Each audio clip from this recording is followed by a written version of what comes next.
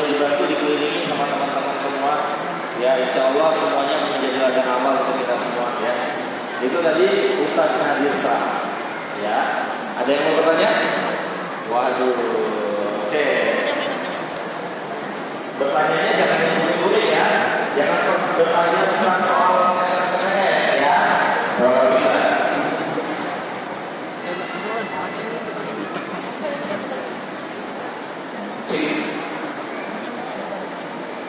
Ya boleh, silakan.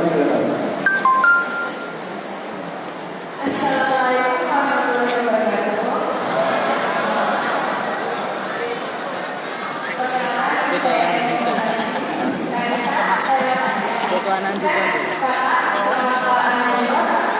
Jadi yang membuat kakak bisa yakin kalau Anggito itu bisa jadi suami yang terbaik itu gimana? Terima kasih. Assalamualaikum warahmatullahi wabarakatuh. Anissa Rahma itu dikelilingi oleh puluhan ratusan bahkan ribuan cowok-cowok di seluruh Indonesia yang mengaguminya dari berbagai etnis dan kemudian benar berusaha segala macam menjauh dari dirinya. Nah, kenapa milihnya laki-laki ini? Lah itu ada apa halangan dasarnya ketika setelah 2 minggu proyekan itu selesai. Mohon maaf, tapi sebenarnya setelah 2 minggu proyekan itu ada hubungin Elisa? Ada hubungin. Langsung hubungin pengen ke rumah gitu.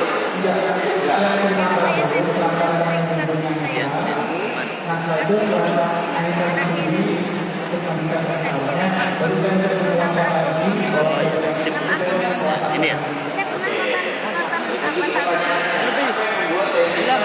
Di antara ribuan, ratusan ribu bahkan laki-laki yang berusaha mendekati, kenapa memilihnya kemudian hatiku adalah ini? Nah, itu dia. Ya, karena alhamdulillah juga waktu itu melihat sosoknya itu sosok pria yang bisa menjaga. Ternyata dari ada hal yang dia sangat menjaga. Itu gimana kalau lagi acting sama orang lain terus kata gitu dia nggak boleh melihat mata, dia lihatnya sedang di tengah matanya aja. Dan juga kayak ya jadi dari ngajak ke arah aja itu dan membuat kita bisa berarti ngerti gitu paham. Dan dari semua mungkin beberapa ada yang ngajak ke arah tapi apa ya nggak jelas gitu karena perangkatannya siapa lewat teman-teman kejadian gitu. Terus nanti juga belum klik gitu kan sama orang lain. Tapi kalau ini tuh udah waktu pertama kali syuting dalam, terus juga talk show, dia juga udah ada Ini perempuan itu ya menyimpan perasaan tapi nggak berani ngomong ya. Dan proses arusnya juga kita di dikiarkan gitu. Jadi di situ jadi sebelum menjadi arus itu juga pasti kita dulu ke orang tua. Boleh nggak jadi arus ini tidak boleh jadi kita harus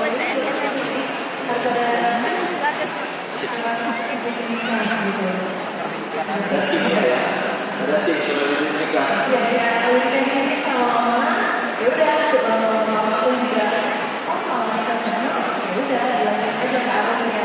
Kalau ke arus itu bukan sesuatu hal yang pasti jadi gitu kan ya. Tentunya ini kayak ini ya dulu kita berusaha saling mengenal sama lain, apakah satu misi atau misi. Terus juga kita di situ sama-sama berdoa, gitu berdoa di sekitar malam, di kolom, juga bagaimana gitu ya, dan dapat petunjuk dari Allah supaya awal jodoh ya didekatkan dilancarkan. Alhamdulillah proses kearifan itu berjalan mulus banget, orang juga baik ini. Dilancarkan oleh Allah. Iya. keriduan dari orang tua. Ridho yang Allah adalah ridho yang Allah Subhanahu wa Ta'ala. Dan kita juga posisinya udah sama. Jadi ya segala yang dilancarkan, terus kami juga yakin gitu. Jadi ya insya Allah itu adalah sebuah jawaban dari Allah. Jadi ya udah. Jadi sebelumnya itu memang udah ada ya ngajakin ya mungkin lewat SMS atau apa, DM, Instagram, bisa saya mau tahu sama kamu banyak ya sebelumnya. Ya jadi kan dulu tuh seperti ditanya sama orang-orang gitu. Bisa gimana? Udah ada pengalaman belum? Emang pengalamannya kok kayak gimana sih? Kita cerita kayaknya sih harus apa jalan yang dimakan oleh Rasul. Setelah diumumkan Rasul itu langsung DM banyak banget kerjaan aku ini kayak kita yang banyak Itu salah satunya saya itu. Cuma langsung di blok memang pada saat itu. saya pada saat itu kan tadi datang ke rumah ada seorang tua aku ngajak sering itu cuma gitu. Makanya nih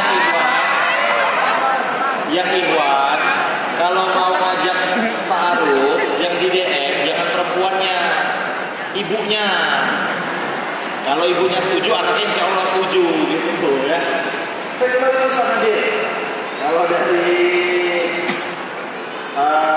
agama kita proses ta'aruf, nah itu yang benar seperti apa sih? Ya, baik.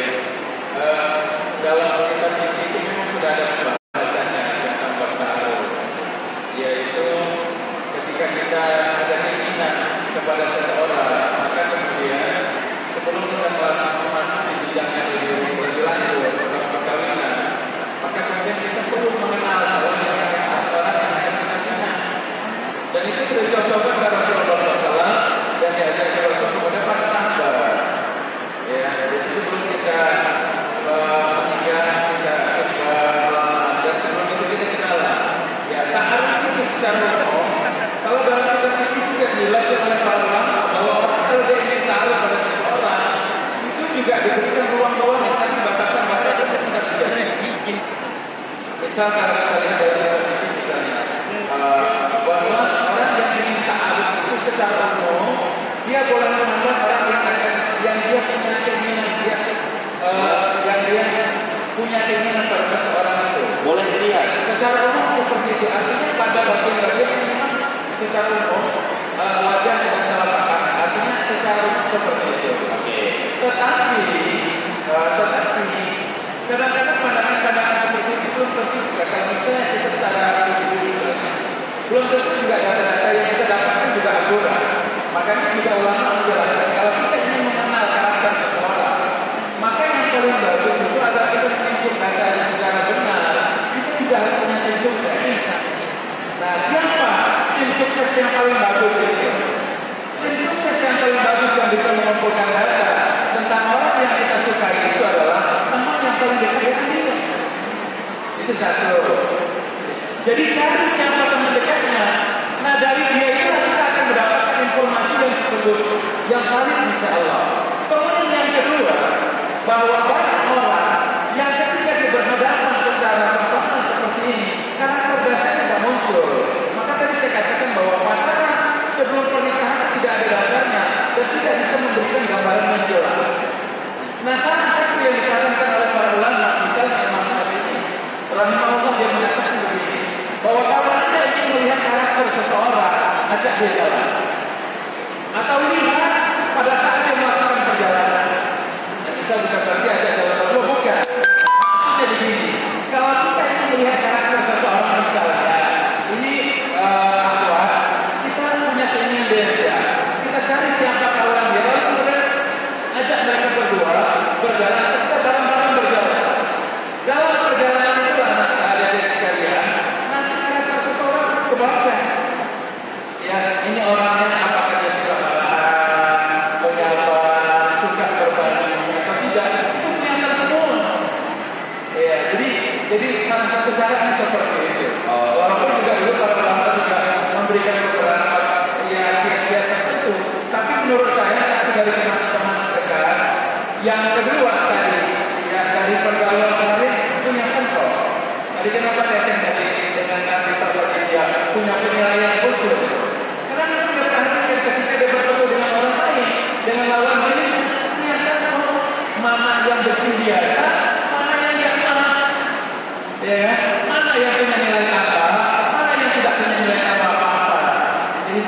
sekalian, saudara-saudara yang bermasalah, kalau ini lihat pada poin itu. Jadi taaruf itu penting, tapi kata-kata itu harus dijaga. Tidak boleh atas nama taarufan, lalu kemudian kita kemana-mana berdua bisa. Nggak bisa sampai.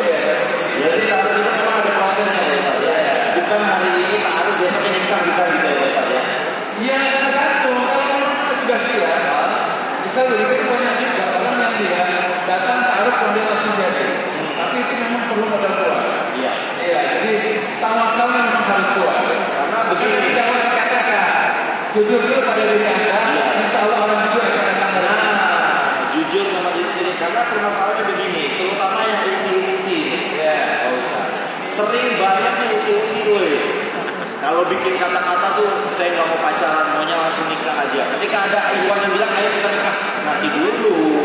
Malah mereka yang mundur gitu. Jadi seperti itu. Nah, kita kembali lagi ke Tenisa.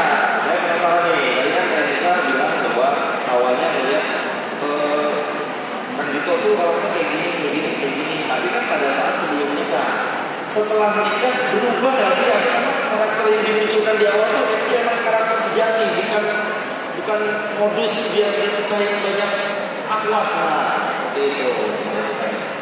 Keluarga nggak berubah sih sesuai dengan apa yang kita obrolin waktu sama proses taaruf ya. Jadi kan proses pertama kali ya taaruf itu pertama kita bergabung dulu. Kita saling tahu apa sih yang kita ikutin, terus juga impiannya apa aja. Itu baik. Dia menanyakan kayak perkembangan kita, karena kalau kita menikah pastinya harus tahu tujuannya ya. Kadang ada orang yang ada tapi setelah berkabul terus hari-hari itu langsung jadi ngapain ya? Tapi ini bawa mana pernikahan dan alhamdulillah kita sangat bergabung sudah sama-sama visi pernikahannya. Alhamdulillah setelah hari sudah kabul dan setelah pernikahannya itu kita mulai merealisasikan kata-kata kita ke kamunya, biasanya, terus satu mulai berjalan gitu. Ya, karakternya sih berubah, seperti rumahnya dulu dia bertanggung jawab, sayang sama orang tua. Ya, kalau misalnya pulang dari mana kota apa, kita selalu beroleh, terus ketika apa-apanya nggak pernah lupakan gitu. Ada yang mau nitip oleh-oleh untuk orang tuanya Kang Dito ada? Ada? Hobinya bawa oleh-oleh loh. Jadi emang nggak berubah ya karakternya, memang berarti yang di awal seperti itu itulah karakter apa adanya Kang Dito yang memang ditunjukkan. Ya ada lebih ekspresinya ya. Karena kita ini sebenarnya salah satu inovasi karena kan kalau kita tahu kita tidak ada syarat-syarat khusus yang taruh itu harus begini, tidak ada cara apa sih cara terbaiknya tapi kita melakukan inovasi yang merupakan kita ingin memaksimalkan taruh kita melakukan kayak psikologi proses dan itu kalau itu tidak ada kayak kesalahan gimana kita saling apa ya untuk mengurangi kegiatan pada pernikahan kita pun sosial media kan bisa takutnya saya dari sosial media bahwa posisinya akhirnya bagus story yang lama-lama kalau katanya baru setelah gitu dan ternyata ada salah satu banyak hal dalam kehidupan kita yang mungkin dapat bagus dan akhir itu mungkin mengurangi kegiatan saya ternyata pada saat akhirnya itu sudah kesini pun konfirmasi ya konfirmasi sama yang bisa bahwa saya ini orangnya lembut, ramah, ceria pun terkonfirmasi setelah menikah bahkan mungkin teman-teman mungkin merasa bisa pun orangnya paling bersenyum ya merasa kemudian jodohnya ada jodohnya jadi alhamdulillah kita sama-sama lagi konfirmasi sih kemudian kalau kita berikan saat menikah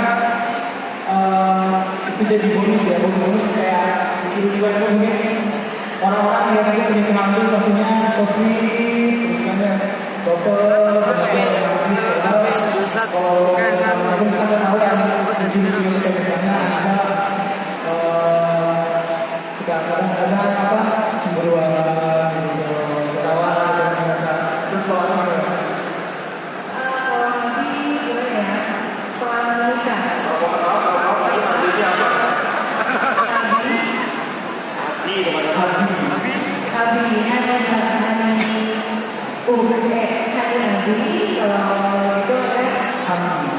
Hanium. Masa?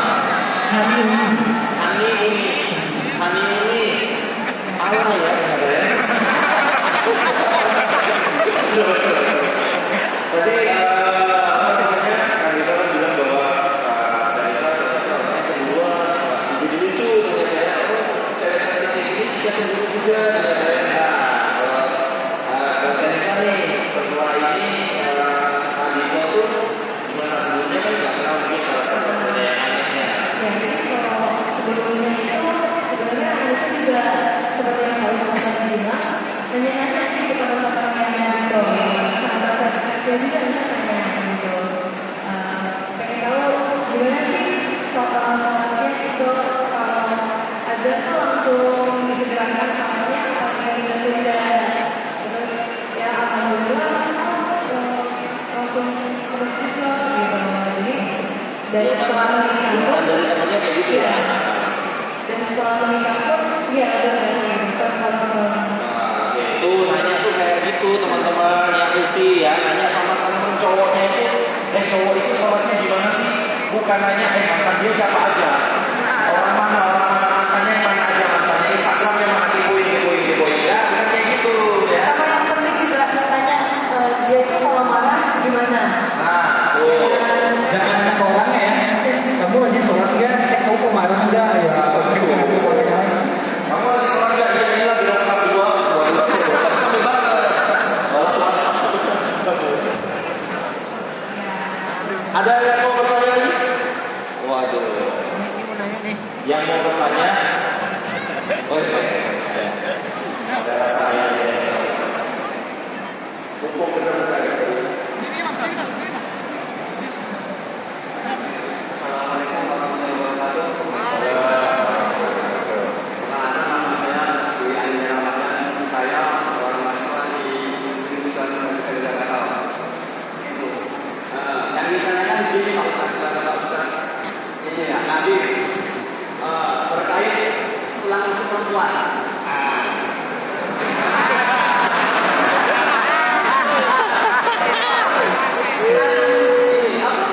Kalau tulang rusuk perempuan itu kan bengkok. Nah, terus kalau kita apa namanya kita biarkan saja, yang mungkin pasti akan bengkok. Nah, kalau kita tidak luruskan, dia akan patah. Nah, itu bagaimana menurut Pak Ustaz gimana terkait itu? Kemudian yang kedua,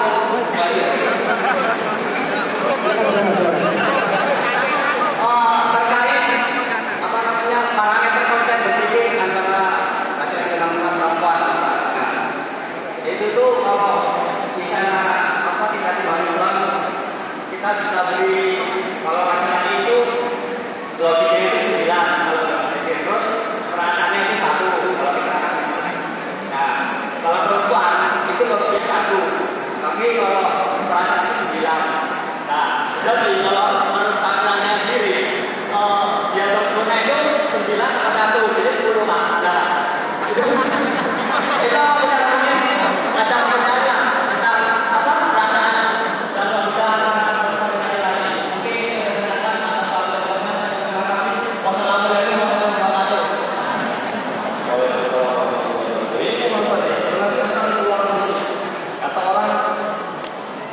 tulang rusuk wanita itu adalah tulang rusuk lelaki. Tulang rusuk itu bengkok, jangan kau paksa lurus maka ia akan patah. Rangkulah dia maka ia akan hati-hati. Apa tadi pertanyaannya? Oh pendapatnya, benar nggak sih Pak Ustaz? Pendapatnya kalau memang alat perempuan itu diciptakan dari tulang rusuk laki-laki.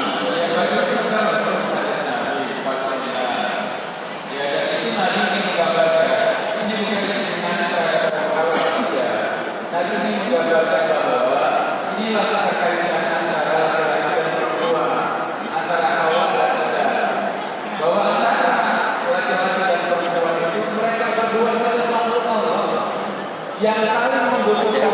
Karena berdua itulah mata bumi ini diciptakan oleh Allah. Benar nggak? Iya. Maka Rasul dalam hadis yang lain Rasul katakan begini, An-nisa'u syaqa'iqur rijal. Wanita itu adalah saudara kandungnya